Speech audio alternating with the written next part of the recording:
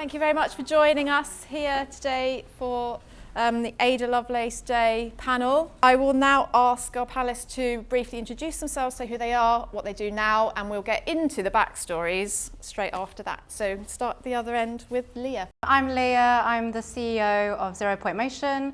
We make optical inertial sensors, so they're motion sensors that can measure acceleration and rotation, and you have loads of them already inside your phone, your car, robotic lawnmowers, all sorts of things. Ours are going to be 100 times more sensitive, so you can do things like indoor navigation, actually track where you are, which floor you're on inside a building, as well as, autonomous cars and all sorts of things like that as well. Hi, I am Joyann Boyce. I'm the founder of Inclued AI. We're building a platform to identify bias in marketing content. So think if every campaign was like the Fenty Beauty campaign, for anyone who knows, Rihanna did amazing things. And just generally using AI to detect bias in imagery and scenarios. Sometimes you see they're marketing a kitchen and they happen to put a woman in there. It's like, yeah, I feel like that was a setup. So helping marketers to create content that's more inclusive and representative of society. Hi, I'm Josephine. I am a co-founder and CTO of Fluoretiq. We are a medical device startup, and what we are making is a device that could identify and detect bacteria in 15 minutes. And what that means for you is that we should all be able to get the right treatment from the very first doctor visit.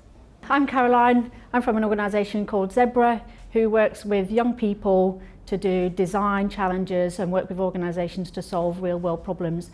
And I'm doing that after 8 years of working in quantum technologies.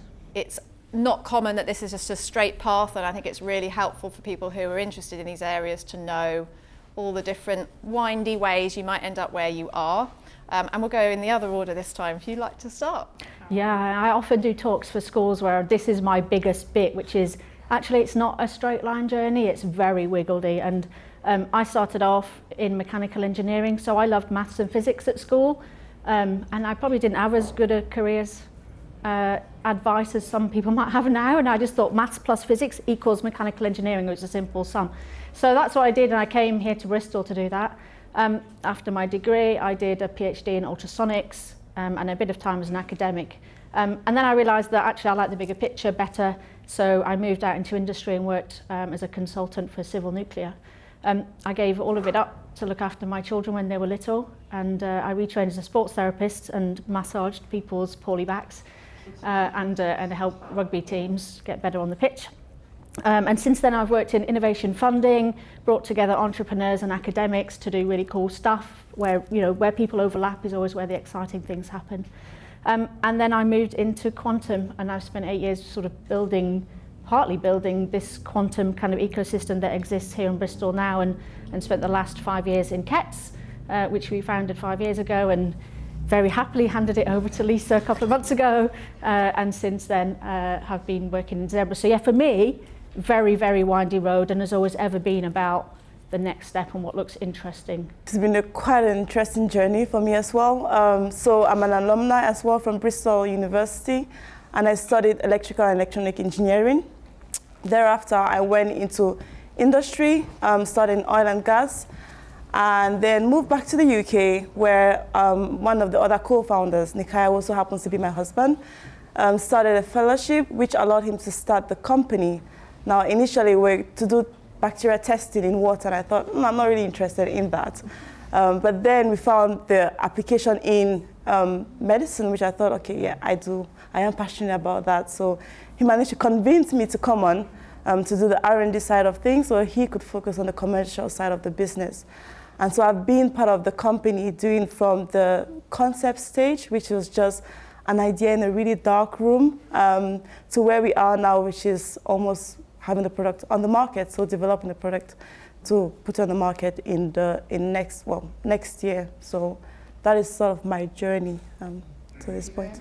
So in school, I was kind of split between creatives and math.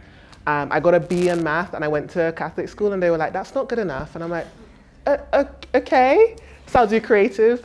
So I've always been, and that's kind of like the outline of my career, split between the creative side of marketing, but also loving the technical side. So I finished university, studied psychology, and went traveling, came back and said I'll do recruitment because that's what you do. Hated it, but loved LinkedIn. So I really enjoyed helping people, which I know is a weird one to love of all the platforms. LinkedIn is the strangest social platform to love, but I enjoyed helping people like understand how to utilize it. And I was like, okay, this is marketing, I can do this.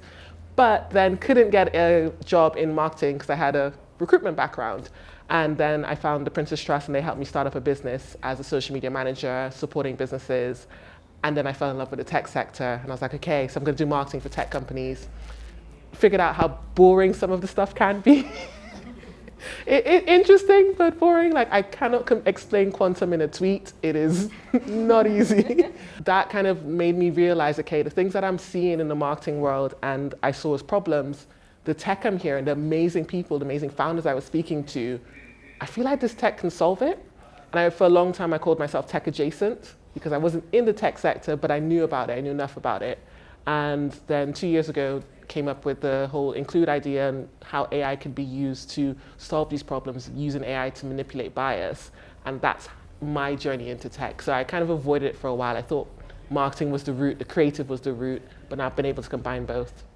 I grew up in Bristol actually, so I went to school here, my primary school, secondary school, everything like that. And I was always split between music and science. So I did violin, piano, singing, did all the way up to grade 8. When I went to uni, I actually had two options, whether to go for the Royal College of Music or Imperial College, which was right next door, so it was an even more tense decision. And ultimately, back then, it's changed now, but I had this kind of imposter syndrome of like, I'm never gonna be like first violin or like the soloist. I'm always gonna be in the background somewhere. So I decided to go for a physics degree.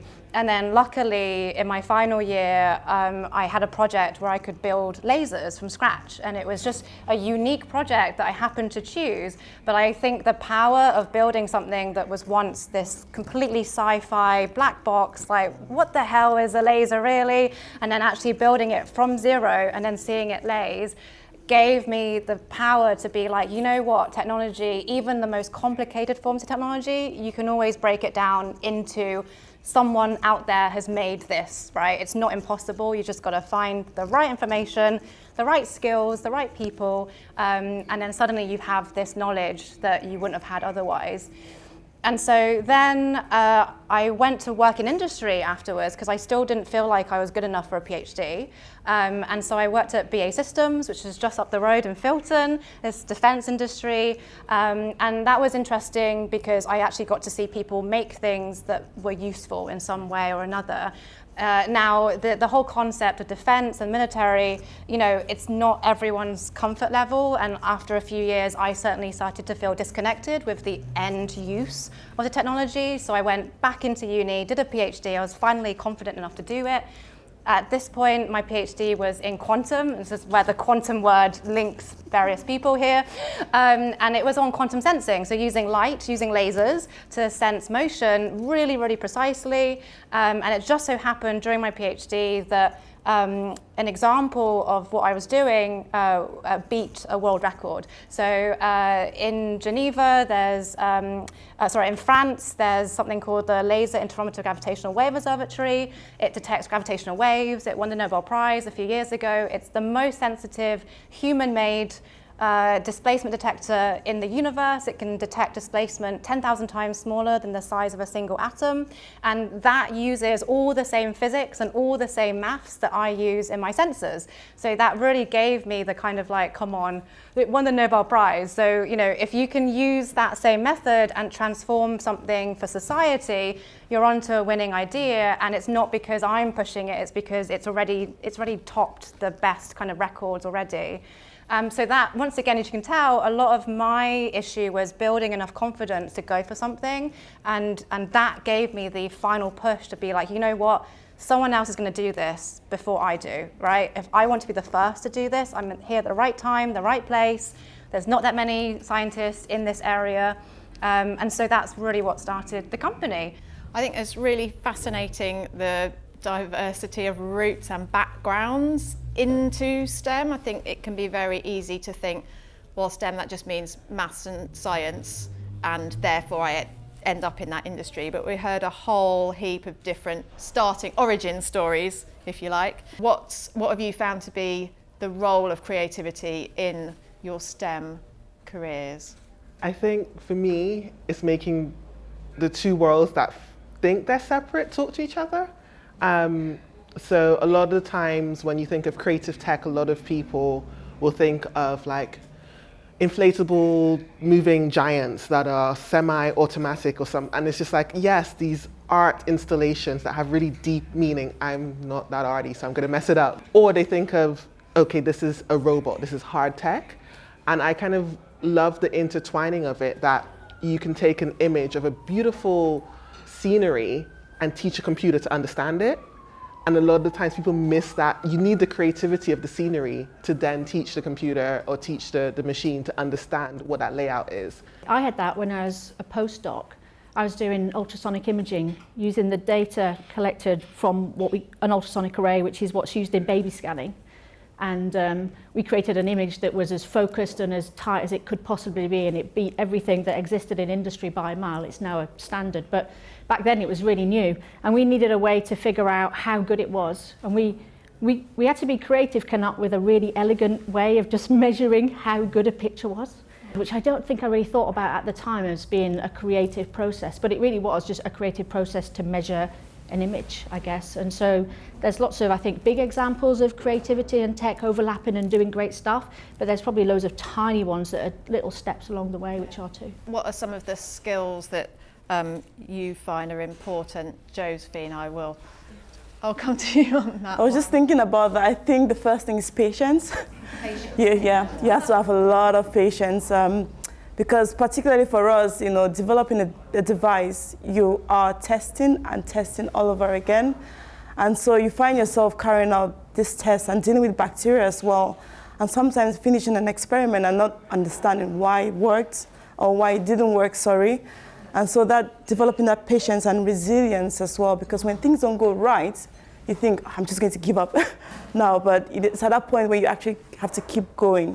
So I found that having that patience and just being, just breathe and think has helped me quite a bit. I think something that I had to learn really quickly was asking for help. I mean, I think when I was at school, I was very much that person who didn't want to ask for help because I thought it was a sign of weakness. I think in academia especially, or at school, if you make a mistake, it's not often that you're going to outwardly tell people you made a mistake, if that makes sense. You kind of want to learn from it, but keep it quiet kind of thing. But in a company, there's like no room for that. You're not naturally taught how to communicate in that way or how to hold a conversation where it may be disappointing because something may not have worked, or you may be delayed in what you're doing, or you may be underperforming. No one underperforms on purpose. It's all to do with your environment, the structure, and whether you've got enough communication actually with people. So that's, I think if you can build that in as soon as possible, as young as possible, you just can't go wrong. People will love working with you in whatever you do going forward. One of the key things I would say as well, whatever you're interested in now, like whatever you do, there's a way to make that tech, or it is already tech. Like in terms of specializing, and like when I started, I wouldn't think someone, oh yeah, marketing technology is the area. You'd never hear that. You always hear about, again, the big ones. So I think the nichest thing I found the other day, that was someone who was creating specific, someone who was 3D printing organs in space. Sure. I was just like, I wouldn't, but someone saw a 3D printer and was like, hey, we want to do organs. You can go that random to someone who like makes different 3D models of Lego blocks, and whatever you're doing, it can be tech. And I think an important part of that, which I might ask Caroline to expand on, is leaning into interests, like seeing an interesting thing and thinking, what is that, I want to go and find out more. That's part of your journey. Definitely. That's definitely been the thing that's led me, and you can follow to the end really. The thing in front of you that looks the most interesting, the most exciting, that's also challenging, of course, not always easy, that you can learn from. For me, that's always been the right thing to do, and it does take you on a bit of a wiggly worm. But also these things that we're talking about, sad to say it, but you don't learn them at school. You learn how to pass an exam, and you learn how to kind of feel anxious about the fact that you got something wrong. And what we're talking about is going, It's okay to try a thing if you don't know how to do it, and if you get it wrong, you'll learn for next time, but there's no scope for that at school. So all of these things that we're talking about are not necessarily what you come out of school learning, and that's kind of a change that we perhaps need to make. Yeah. And that's very true, actually, because when you think about the fear you have, that fear of failure, being able to just overcome that fear of failure, it's a great part, especially when you just come out from school, you're thinking, I want something safe, get it into a company or something like that. But if you have a passion that you want to follow, you just think, I might fail, but that's okay still, because at least you want to try. Okay, so we've heard some great stuff. What are the big challenges working in STEM? When I first had the idea of the software, I was like, yeah, AI. I knew as much about AI as what TV and the Terminator taught me, and then the more I started talking to people, the more I was intimidated that everyone I was talking to about AI knew more than me. But then every time I had a conversation with the next person, it was like, okay, I'm learning, I know what that word means. I know what machine learning is now. And then full circle, I'm now studying a data science master. So I'm like, don't fall in love too hard, but accepting that it's forever learning. I think at first, especially from what you get taught in school, you're supposed to always have the answer. And unlearning to, and being able to say, oh, I don't know, and getting comfortable with that was difficult. We have to be honest that there are stereotypes around the way that women are framed to not have an interest or not have the mind for something that's technology focused or maths orientated or anything like that. And I think a lot of it isn't going to come out in a kind of, no one's going to come up to you and be like, you don't belong, but there will be subtle things related to, still, if I walk into a room, for example, sometimes, it's not as often, but sometimes people will still think I'm the coffee lady. And it's like, I'm actually the most important person in the room at this point, kind of thing. Like, I decide whether you all get paid or like whatever, but fine, you think I'm the coffee lady, whatever. And it's little things like that, which I think there's two sides of it. One, which is don't spend your time going, oh, I'm sure it was a simple mistake. No, be very clear that that is something which affects you. Don't make it lower than what it really is, and it's something which is a societal issue, but it's also something that you don't have to just take it, right? It's something which you can be angry about it, you can certainly push back and let people know that that's not who you are, but also that they shouldn't assume that about anyone actually who walks into any room. There's also subtleties. So when I was in academia, there's lots of studies which show that if you have a female name, you don't get asked to interview as much. If you are a woman who wants to bid for funding, or you're part of an ethnic minority who wants to bid for funding, you have less success and you actually receive less money on average. And there's plenty of studies all about this. All universities have some sort of structure in place that they try and address this problem, but ultimately it's something which is not going to be solved in the next kind of, 5-10 years. It's something which, hopefully the new generation of people who are going to take over senior positions, be decision makers. I'm not going to say government because that's a whole thing. I don't know what's going on there, but hopefully the new generation of politicians as well, it's up to those people that, to make those changes. And people like us sat here, we're now decision makers. So if you could give your younger selves one message about STEM as a career, or dispel some kind of myth that you had in your head when you were thinking about what to do, what would it be? Crack on and do what you want to do and not what you think you should do. Nice one. Yeah. Very good. I think for me, it's everything is possible. Because if you asked me 6-7 years ago, even 10 years ago, that, Josephine, you'll be at the top of a company, I'm like, nah, that's not me. I'll work for somebody at the top of the company. So to my younger self, everything is possible. Do things for yourself and not to prove others wrong or right. If you've gone through bad experiences or you've gone through periods where you haven't been at your very best, all of those experiences make you. So just to put it out there, when I was at uni, I failed all my first year exams. When I was at school, I had mental health issues. I was away from school for like a year. All these things are things which at the time I thought was the end. Everyone goes through, everyone struggles when they're a teenager, at that age. Yeah. Something that was on my sort of longer list about this kind of question, do you have to go to university to work in STEM? And obviously the answer is know, but often that path is not very visible to people. And Caroline, in terms of Zebera and your work, how do you think about routes in and the different paths that suit different young people? Yeah, I mean, I use people like Jane who have like a road into schools and can help you talk to them, so find the experts who can help you. But I think increasingly careers advisors are talking about apprenticeships, and there are people who just go into schools to talk about that stuff. I quickly looked on totaljobs.com before I came in, and there were 300 open apprenticeship jobs in Bristol within 10 miles. So there are plenty out there, and I think it's a really good route in actually, and it gets you in straight away if you don't want to go for a university path. And you don't necessarily want to do that. And actually, I think I only did it partly because I wanted the social and fun aspect of it, to be fair. But did that answer your question? Sorry, it's going on. What are the best ways for somebody in that route to make the most of learning on the job? I think what you said, ask for help. Ask questions as you go along. If you're asking questions and being curious, you're a long way down the road already. And that's really the one thing to do, is ask questions. When you're engaging with young people to try and get them into STEM, what are some good activities that get the most out of the young people and sort of encourage them the most? One of the things that's done mostly is outreach, and it's just one way. So you just tell people about your stuff. You go to a school and you tell them about the thing, and then you leave, or you publish it on a website or whatever. It's very one way. And I think, you sat in a school, you look at that and you walk away. It doesn't really affect you. You don't really engage with it necessarily. So the only way really, I think, to engage is properly two-way engagement. So whether that be a work experience where the young person actually does some really useful work with you, or some of the stuff that I've been doing with young people to kind of engage with them on actual problems. And I did a thing in the summer with British Antarctic Survey where they were solving stuff for them. So yeah, for me, it's about not having a one-way, here's some information I'm going to tell you about and now I'm going to leave because I've done my bit. It's two-way engagement. So something that actually applies, like making it real and tangible. Yeah, exactly. Experience, not just information. Yeah, exactly. Okay, thank you.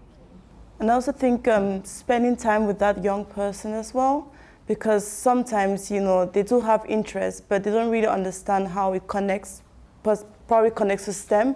And so when you spend time with them, and generally by the third time, it could be just a coffee, you start with just a chat, maybe just to get to know them better. And then maybe by the third, fourth time, then you realize what their interest is, and you could help point them into, what they're thinking about, where you think, oh, this is just adding, an apple and an orange, basically. But you can say, oh, do you know you could use it this way? Or maybe it's applied in this field, and you just think, oh, that is what STEM is about. So bring the, that engineering or the difficult math down to the level which they will understand, which is like, is it that simple? It's like, yeah, it's that simple. What do you think your industry will look like in 5 years' time or 10 years' time that kids now can get excited about where things are going? If you've ever been annoyed that Netflix doesn't know what you want to watch, if you've ever been annoyed that your Instagram algorithm is recommending you things you have no interest in, if anything to do with literally something telling you what you like, if you feel like they're getting it wrong, you should get into AI. That's like as simple as I can put it, because in terms of the AI sector, only 22% are women. So if you think about where it impacts, and then what we get told AI is, we get iRobots, and it's not there yet. It's literally, hey machine, here's 100 people who say they like chocolate, find 100 other people that like exactly the same type of chocolate they like, show them this commercial. That is AI. It's just doing that over and over and over again, giving a set of data and getting an outcome. So if anything ever frustrates you with any platform, any social platform, anything you engage with, you should get into it. I think more women are then, and we can then create the things to make our lives easier, not just what older white men think of making it easier. I'm thinking more generally, and sort of piggybacking on what she said, it's automation and making life easy, because if you think of how the phones were 30 years ago, or maybe 30, 40, how big they were, and somebody has thought about making them so small that you could hold the phone here. I actually have one at the back and nobody knows about it. So it's really thinking, any process you see, how do I make it easier? How can I make it easier? And thinking that, what, at the moment they have a stand to hold a camera, could I make it easier for them? Is there a way, could I make it float? Yeah? That's defying gravity, but can I make it float? So again, you know, the crafting organs, but it's just thinking, how do I make a process easier? That's where the world is going. I'm going to go two ends of the spectrum and go on the one hand, maybe not 5 years, but maybe a bit longer, quantum computers will exist in the world potentially, and what could you do with them? I mean, one quantum computer could replace all of our other high-performance computers in the world, so think about what you might do with that in terms of cancer drug discovery and all of that sort of stuff, potentially loads. On the other hand, I think more purpose-driven businesses, more things for good, more things to solve things that we need as a society to make us better, more connected, less divisive, all of those things. So more tech for good and quantum computers.